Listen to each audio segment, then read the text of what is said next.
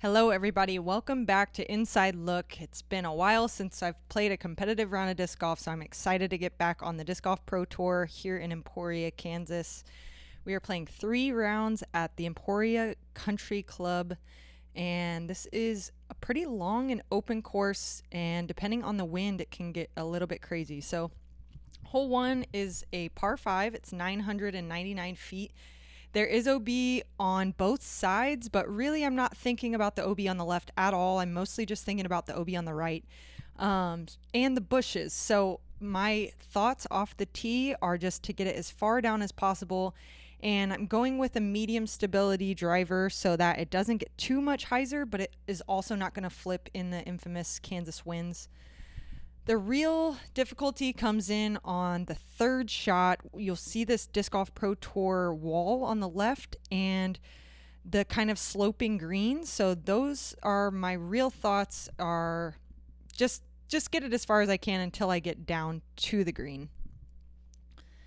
So like I said, I'm picking a medium stability disc. This is my Zeus, but it's a pretty beat-in one. The other one that I just sat down is my most overstable Zeus, but there wasn't a lot of wind today, so I am grabbing this one that flies the most true.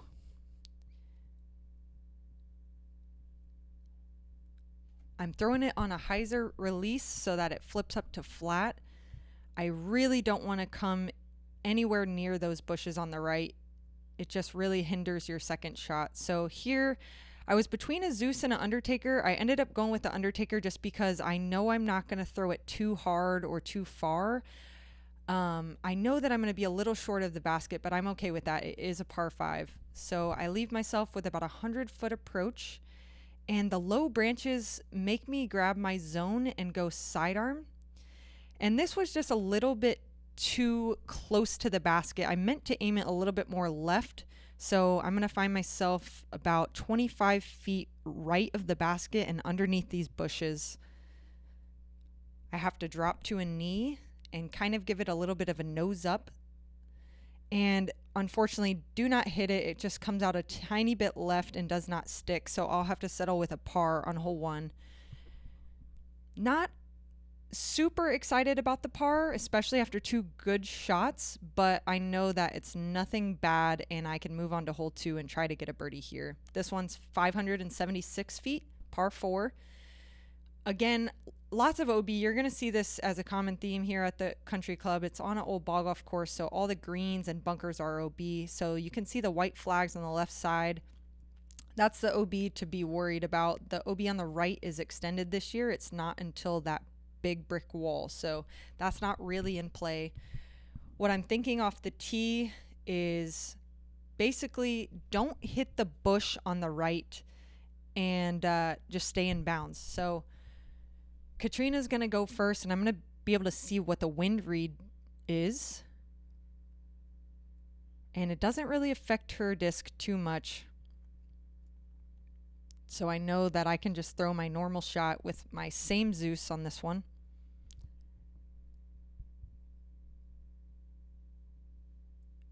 This is where my drive landed.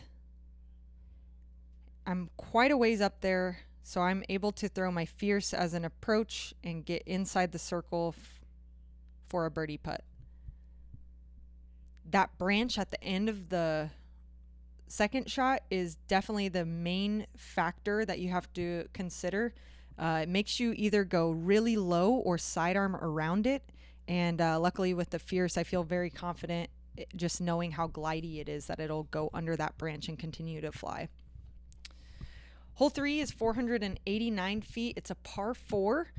This one is kind of a tweener. It should be a par 3, but it's so hard to get down there with the angle and the slope downward off the tee. Not only does it slope down, but it also kind of filters left towards OB, and naturally, obviously, your disc wants to hyzer out. So it's easy to find that OB. So my main concern is obviously to hit this gap, but the second concern is to make sure that I have it on a slight anhyzer release. And this one just came out a bit early.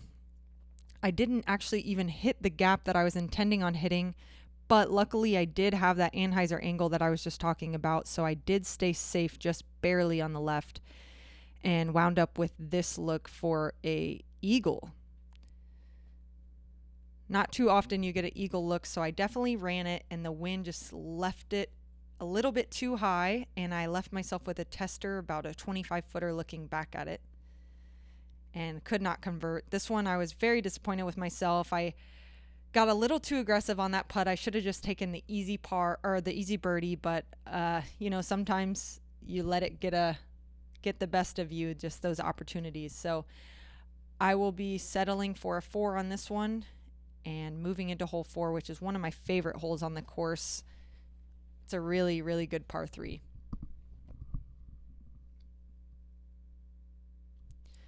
.438 feet.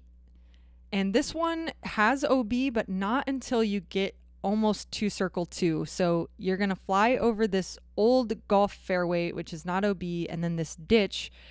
But then you see the Pro Tour wall on the right. That is OB, as is the sidewalk on the left. So the first 75% of the hole is pretty open. You really just have to worry about the angle that your disc is coming to when it's landing. So I go big hyzer over the right side, and I was a little bit nervous about that one, that it was too wide. There was quite a severe headwind, so I went with my most stable Zeus there. But I'm glad I made that decision, because if I threw the other Zeus that I threw on the first 2 holes, it would have stayed straight and landed out of bounds. So I was very happy to have this putt for birdie and a good stroke to get myself that birdie, especially after the last hole. This was something I needed moving forward into the round, to feel a good putt go in after missing those first couple putts. Hole 5, par 4, 537 feet. This one is very difficult. On the first shot, I'm really not thinking about the OB too much. I'm trying to get myself as far as I possibly can down there, but on the right, because these trees that we're flying through right now make it upshots very difficult. They're so close together, and the branches hang down so low, so it just makes you throw a very low ceiling shot, and that OB on the left and right down by the basket are very tight inside the circle on both sides. So I'm grabbing my most overstable Zeus again. As you can see, my shirt is flying around in the wind. It's getting quite windy at this point. And I released this one a little bit too inside. I'm going to find myself in those trees, and so I'll have to kind of improvise from there. My game plan and practice was definitely that right side. So from here, I sat at this live for quite a minute, thinking about a sidearm, thinking about a fierce, and I ended up going with the zone just because the wind was that severe and just low, fast, so I didn't get a skip. And this was as good as I could have hoped for, finding myself within 15 feet and carding another birdie. And we'll move into hole 6. This one's 351 feet. It's a par 3 uphill.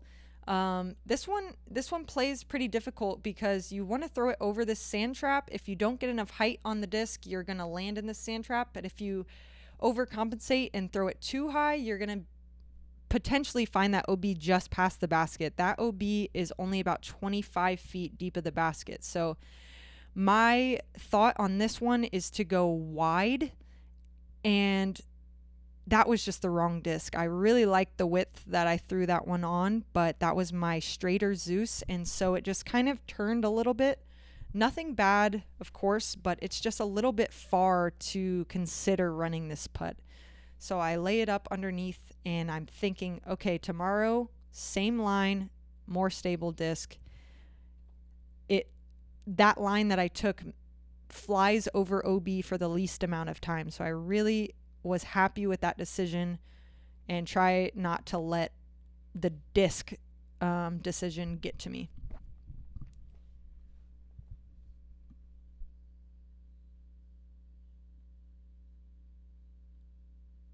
All right, so moving on to hole 7. This one is 531 feet. It's a par 4. I think this is one of my favorite holes on the course. It's got a good mixture of open and wooded and elevated basket, so that's always another element to think about. So the first part of the shot has OB, and it has that big barrier tree on the right. So you want to throw a hyzer, but you're kind of forced to throw a stand-up hyzer flip, and that OB on the left can come into play. So this shot is very important off the tee. I'm going with, again, you see both of my Zeus's in my hand, and I'm trying to gauge how strong this wind is. Do I need to club up to the most stable one? And I choose not to. And you see my Zeus turning into that barrier tree that I was speaking of. So hindsight, I probably should have thrown the more overstable one. But, you know, I can try to still save, or not save my birdie, but still try to throw a decent shot up there to get a putt for birdie. Unfortunately, that zone just was a little bit too high and hits those branches and leaves me outside the circle short. And I cannot convert on the birdie putt and will settle for a par.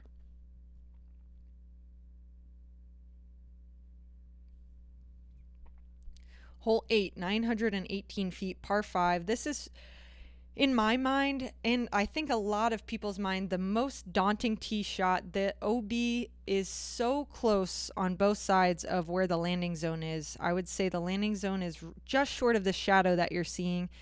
And even if you land a perfect drive, the second shot is equally as daunting with that uphill slope and then back down. You can't see where your disc lands, so you kind of have to memorize the fairway and know how far over that OB line is on the left. And then from there, you have low ceiling into the green for the third shot. Very difficult hole. All three of your shots take as much focus as possible. From the drive, I'm going with a Raptor. This one's beat in pretty good. I'm sure you guys have seen me throw it at the Memorial and at Waco. I'm throwing it over the OB and knowing that it will hyzer. And I'm clenching my teeth, hoping that it doesn't hyzer too much into that left OB. But that is the error that I'm considering. Do not throw it OB right. Throw it OB left, if anything, because then you can take your relief way down the fairway as opposed to just barely off the tee pad. From there, I choose a buzz so it doesn't have as much fade or turn, and I know where I release it, it'll just kind of drop. I thought I released it a little bit too right, but it ended up safe, and now I have a fierce approach from there and make easy work of that. I'm really loving how the Crystal Fierce is flying for me. It just feels so true out of my hand, and was happy to card the birdie there. Hole 9, 693 feet, par 5. This one is so hard as well. It's got a different element of difficulty though. This one is a wooded gap you have to hit, and if you do not clear that wooded line, you're gonna find yourself OB and having to go to a drop zone. The best shots are landing in the most narrow part of the fairway, and then you can choose if you want to attack the green from there or not, or if you have the correct angle to do so. So on this hole, I was between 3 different discs, a buzz, a soul, or an undertaker, depending on what the wind was going to do. This is kind of the beauty of playing multiple practice rounds. You can kind of see many different options of what could work out. I ended up going with my flippy buzz, just throwing it at the left side of the fairway on an anhyzer and letting it drift the entire way. And this was as good as I could have imagined. I was very excited about this, and I could almost see around the corner, so I decided to be pretty aggressive on this. Throw the Z-Buzz again on a severe anhyzer angle and just know that the glidey mid-range would continue to turn around that corner. And I find the gap, but it's on the left side of the gap in the tree line. And I'm just happy that I even have a chance at an eagle putt here. I did sit behind this lie for a solid 30 seconds, trying to figure out what line I was going to take. And I had to go on kind of like a nose-up swooping hyzer putt. And this was probably one of my best putts of the year so far. I was very, very excited that this one went in. I think I gave it a fist bump and ran it in. Not too often you card an eagle, so I was very happy with that one. Hole 10, 402 feet, par 3. This one is such a well-designed par 3. You cannot see the basket because of this hill. So it slopes up and then it drops back downhill. And so right when your disc wants to lose speed is where this hill starts going down. So it kind of naturally pulls your disc over to the left. So sometimes on the tee pad, you tend to overcorrect and give it more turn than you need. And then you're bringing in the chance of OB on the right side. Really good hole. I choose my Undertaker here and try to go on a hyzer flip, but it comes out quite a bit too early. And, this isn't a bad shot, but it's not really in birdie position. I'm going to find myself snookered in between these two trees, looking at a circle 2 putt on an elevated basket. And for some reason, I still decide to run it. I felt good about my putt, and luckily I didn't go too far past it because there is OB deep. I will settle for a par here, but I'm happy with that after running a putt that I probably shouldn't have. Hole 11 is 408 feet. It's a par 3. This one is also so difficult. I know that this is starting to sound a little monotonous, but there is OB everywhere on this course, and it's really super, super present in your mind. This OB sidewalk path on the left side shapes the hole and kind of shows you what shape you want your disc to fly down this fairway. But obviously you want to aim quite a bit more right. Now the OB wall you see on the right side does come into play because of this. So you have to kind of find a middle ground of what stability you want, and I do not make the correct decision. I went with my most overstable Zeus because it was a headwind, but releasing it too high, the headwind just carried it and drifted it down out of bounds by the basket, but I did not clear the corner, so this is where my upshot is going to be from. And I go with my zone here because of the headwind. Again, I really wanted to throw my fierce, but I couldn't trust it in that wind. So I find myself outside the circle with a really wide straddle putt just to save a bogey. And even just watching that back, I felt the frustration again. Just not a very good stroke on that one, and I'm going to be carding a double bogey. Hole 12 is 324 feet, par 3. This one is a very unique hole. I really enjoy the line that is meant to be thrown on this one just because we don't see this shot too often. So this big tree you see on the left side, you want the proper shot, in my opinion, is to go with something overstable on a severe anhyzer inside of that tree, and so that it hyzers back at the end after it passes that tree. So for me, I'm grabbing my Raptor and I'm turning it very hard, knowing that it will definitely hyzer back. And this is exactly what I wanted out of this shot. I'm very happy to have executed that shot, and then also to hit the tester putt for the birdie. This is a great birdie in my opinion, and something that I'm taking notes on to move forward into the next 2 rounds, just to repeat that shot. And yeah, it's cool to add another shot into my shot selection, because that, like I said, that isn't a shot that we throw very often. So I know we keep seeing these UDIS leaderboards, and I've been silent during those. That's because in these moments on the course, I still haven't checked the UDIS score. It's first round, and all I'm trying to do is just play my best and see what happens.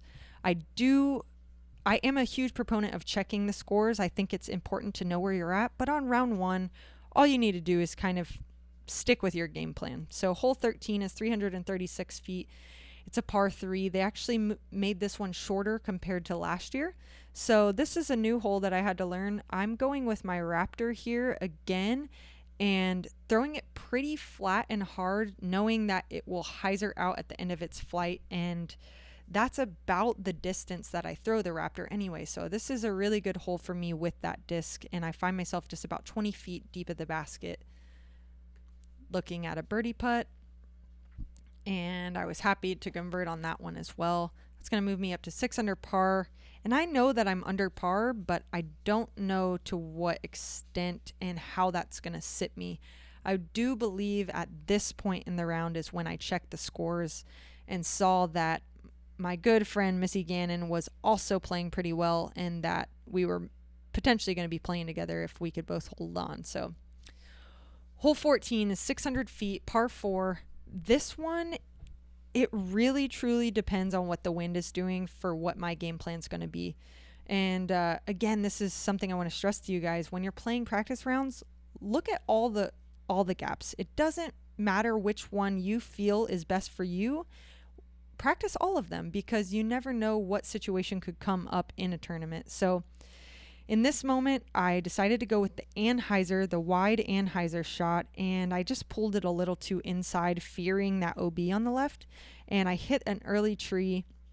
So I'm left with this gap I actually didn't practice, trying to go hyzer over the fence, and I throw it a little too wide. I'm pretty disappointed and turn my back. Luckily, I hit a tree and got a good kick and stay in bounds. And I actually still have a birdie putt, but I do not convert on it. It's outside circle 2. And I'm so happy to have this putt for par because I did truly, truly think I was going to be out of bounds.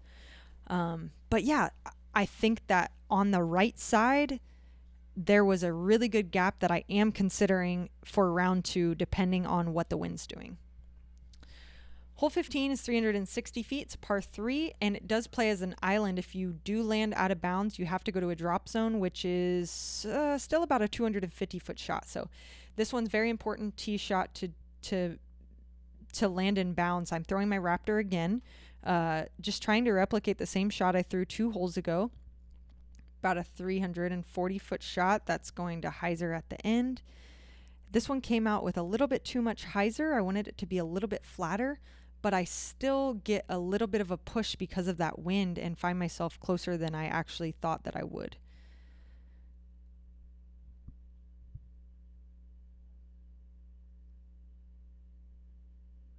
All right, and another birdie here. I'm very happy about this, and now I'm kind of making eye contact with Missy and giving her a little head nod that I know she's playing well as well, and Paige Shoe and Kona Panis are also close behind her, so that's looking like what the card's going to be moving into round 2, but there is still quite a few very difficult holes coming up, and including an island hole that can be a huge score separator. So hole 16, it's 258 feet. It's a par 3.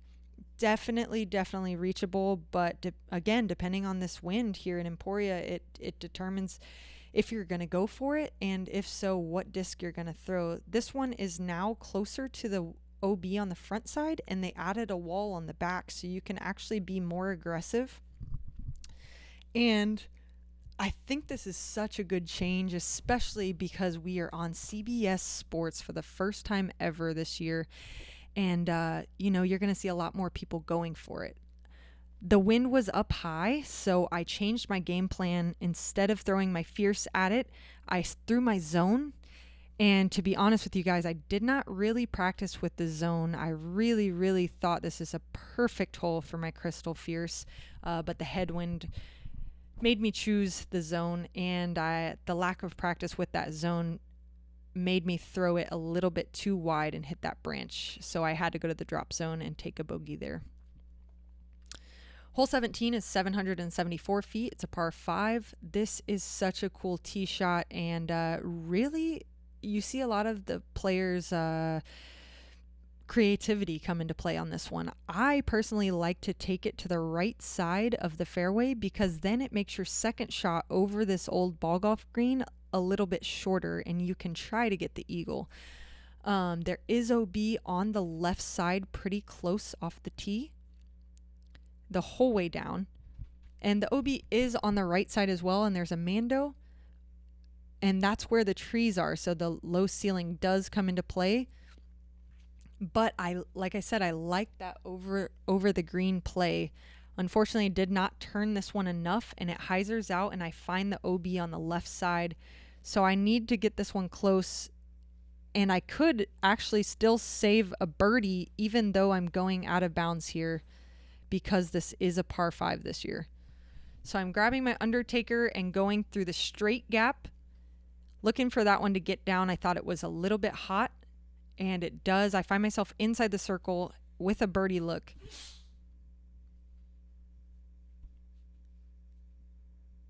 All right, and a little bit left side on that putt, but I'm so happy about this one. This is such a tough hole, And even after finding OB on the first shot, I find myself carding a birdie. So back on track after that bogey on the previous hole. And we're into the last hole of the round, which is 381 feet. It's a par 3 over water for about the first 200 feet.